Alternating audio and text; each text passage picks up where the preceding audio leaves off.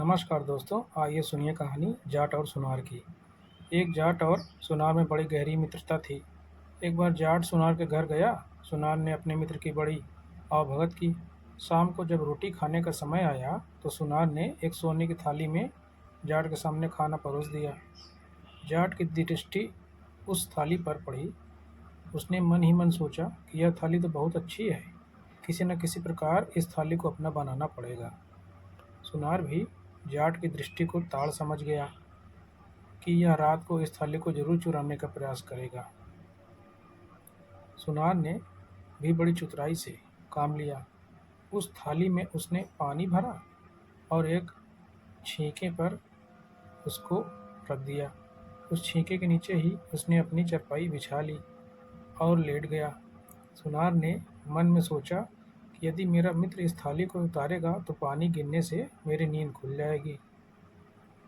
अब रात को जाट उठा और धीरे से थाली को छूकर देख तो पता चला कि उसमें तो पानी भरा है।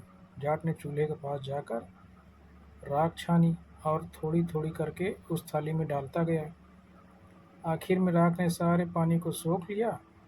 जाट ने थाली को उस तरह से उतारा कि सुनार को पता भी न चला। प्रातःकाल सुनार जगा तो देखा कि थाली गायब थी। जाट ने वह थाली रात को ही गांव के बाहर पानी के गड्ढे में छुपा दी थी और इस दौरान उसके पैरों पर पानी और गीली मिट्टी का निशान बन गया था। अब हुआ ये कि सोते वक्त जाट का एक पैर चादर से बाहर निकला रह गया। सुनार ने पैर पर पानी का निशान बना देख लिया और समझ गया कि थाली को किसी पानी के गड्ढे में गाड़ दिया है। उसने सूत के धागे से पानी और पैर का निशान नाप लिया और उसी गहराई तक गड्ढे में घुसकर पानी में टटोला तो उसे थाली मिल गई। सवेरे जाट भी जागा। उसने सुनार से कहा, भाई अब मैं जा रहा हूँ। सुनार ने कहा, भाई इस कम से कम एक दिन तो और रह जाओ, ऐसी भी क्या जल्दी है, कल चले जाना। जाट ने सुनार की बात मान ली और एक दिन और रह गया। उसके यहाँ रहने के लिए मान गया। शाम होने पर सुनार ने उसी थाली में जाट को फिर खाना खिलाया। जाट भी उसी थाली को देखकर हैरान रह गया। उसने सुनार से पूछा, भाई एक बात बताओ, तुम्हारे घर पर कितनी सोने की थालियां हैं? क्योंकि एक थाली तो रात को मैं चुरा ले गया। सुनार ने कहा, यह वही थाली है, मैं उस गड्ढे में से निकाल कर ले आया हूँ जिसमें रात को तुम छुपा आए थे। इस पर जाट ने कहा, मैं तो खुद को ही ज़्यादा चतुर समझता था, पर तुम तो भाई मेरे भी गुरु निकले। हमें अपनी दोनों की चतुराई को लाभ जरूर उठाना चाहिए। तो चलो कहीं कोई व्यापार करते हैं चल कर। इस पर सुनार ने भी अपनी सहमति जताई और दोनों व्यापार करने के लिए घर से निकल पड़े। चलते चलते एक शहर में पहुंचे। आगे चलकर उन्होंने देखा कि बहुत से लोग एक लाश को लिए शमशान की ओर जा रहे थे। सुनार ने जाट से कहा, लगता है कोई बड़ा से मरा है और हम अपना धंधा यहीं से शुरू करते हैं। शमशान पर जाकर कहा, जहाँ लाश जली वहीं उन दोनों ने एक सुरंग बनाई। उस सुरंग में सुनार को बैठा दिया। जाट सेठ के बारे में सब पता करने के बाद सेठ के घर पहुंच गया। वहां आकर उसने पूछा कि सेठ जी कहाँ हैं? सेठ के लड़कों ने कहा, उनकी तो मृत्यु हो चुकी है, अभी उनको जला कर आए हैं। यह सुनकर जाट बड़े जोर जोर से रोने लगा। सेठ के लड़कों ने उससे रोने का कारण पूछा। जाट ने कहा, सेठ के पास मेरे 10,000 रुपये जमा थे, अब मुझे कैसे मिलेंगे? सेठ के लड़कों ने कहा, यदि बही खाते में रुपये जमा होंगे तो आपको रुपये मिल जाएंगे। बही खाता देखा गया पर कहीं भी जाट के नाम से रुपये जमा होने की बात नहीं थी। तब जाट ने कहा, हो सकता है सेठ जी ने मेरे पैसे बही में ना लिखे हों, पर मैंने रुपए तो ज़रूर जमा किए थे।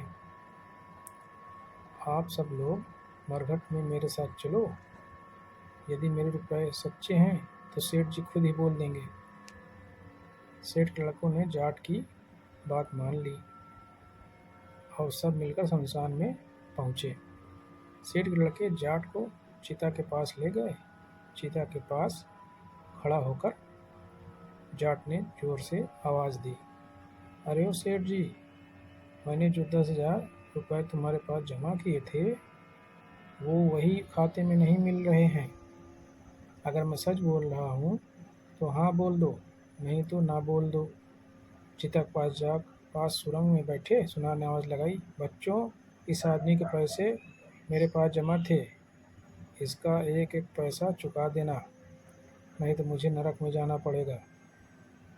सेठ के लड़कों ने इसे अपने पिता की आवाज़ समझा और घर आकर जाट को 10,000 रुपये दे दिए। रुपए पाकर जाट ने सोचा कि सुनार को मरने दो, सब रुपए अपने ही घर ले चलूं। इधर सुनार ने भी सोच लिया कि इतने सारे रुपए लेकर वह मेरे पास तो बिल्कुल भी नहीं आएगा। अब तो कोई और भी ही उपाय सोच लेना चाहिए। सुनार ने बहुत ही अच्छे और कीमती जूते खरीदे। जूतों को लेकर वह उसी रास्ते पर गया जो जाट के गांव को जाता था। सुनार ने रास्ते में एक जगह पर उस जोड़ी में से केवल एक जूता गिरा दिया।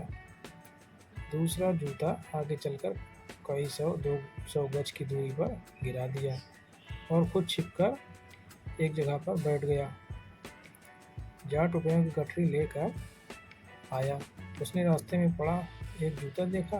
जूता उसको बहुत पसंद आया, पर एक जूते का वह क्या करता, छोड़कर आगे चला गया।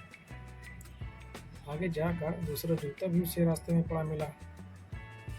जाट ने सोचा, यह जूता तो उसी जूते के साथ का है। यह सोचकर उसने रुपए की गठरी तो वहीं रख दी और उस पहले जूते को लेने चला गया।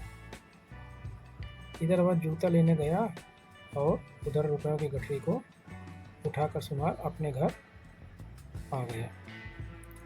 सुनार ने अपनी स्त्री को सारी बात कह सुनाई और उसे समझा दिया कि यदि वह जाट आए तो उसे मेरे बारे में कुछ भी मत बताना। मैं एक कुएं में जाकर छिप जाता हूँ। तुम कुछ दिन तक मेरा खाना वहीं पहुँचा दिया करना। यह कहकर उसने वे रुपए एक बर्तन में रखकर आंगन के बीच में गाड़ दिए और वह एक बिना पानी के कुएं में जाकर छिप गया। इधर जाट जब पहले जूते को लेकर लौटा तो वहाँ रुपयों की गठरी नहीं दिखी।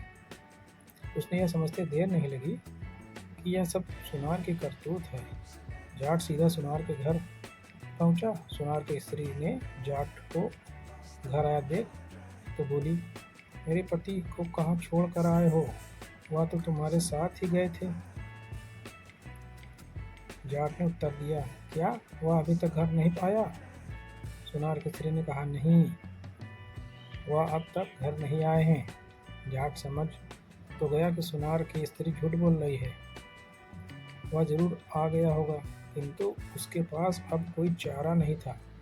पर उसने यह निश्चय कर लिया कि जब तक कुछ पता नहीं लगा लेगा वह जाएगा नहीं। सुनार की स्त्री रोज़ खाना बनाती, खाना लेकर सूखे कुएं में खाना देती और फिर दूसरे कुएं पर से पानी भरकर आ जाती। यह उसका नित्य का काम था। इस प्रकार कई दिन बीत गए। एक दिन जाट चुपचाप उस सुनार की स्त्री के पास पीछे पीछे चला गया और उसने देखा कि कुएं के पास जाकर उसने आवाज़ लगाई, लो रोटी। जाट सारी बात समझ गया। दूसरे दिन जाट उस सुनार की स्त्री जैसे कपड़े पहनकर रोटियों की पोटली बांधकर उस कुएं पर पहुंच गया और उसी प्रकार आवाज़ बना कर कहा, लो रोटी। फिर उसने कहा, वह जाट तो चलता ही नहीं, मेरे पास कुछ रुपया पैसा रहा नहीं, मैं क्या करूं? सुनार ने भीतर से कहा, आंगन के बीच में जो रुपयों की हांडी दबी पड़ी है उसी में से निकाल लिया करो। इस प्रकार जाट ने रुपयों का पता लगा लिया। सुनार की स्त्री रोज की तरह रोटी लेकर गई और आवाज़ लगाई, लो रोटी। सुनार ने कुएं में से कहा, अभी तो दो गई थी फिर ले आई। सुनार की स्त्री बोली, मैं कब आई थी? सुनार ने तुरंत जान लिया कि जाट चालाकी से रुपया ले गया है। वह बोला, अरे भगवान, जल्दी से मुझे कुएं में से बाहर निकालो। जाट तेरे जैसे ही कपड़े पहनकर आया था,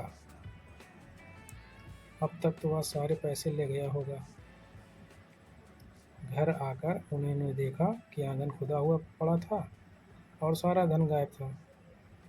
जब सुनार की पत्नी रोटी लेकर सूखे कुएं की ओर गई तब तक जाट सारा धन लेकर चंपत हो गया था। आई होप दोस्तों आपको कहानी पसंद आएगी। प्लीज़ चैनल को लाइक करें, सब्सक्राइब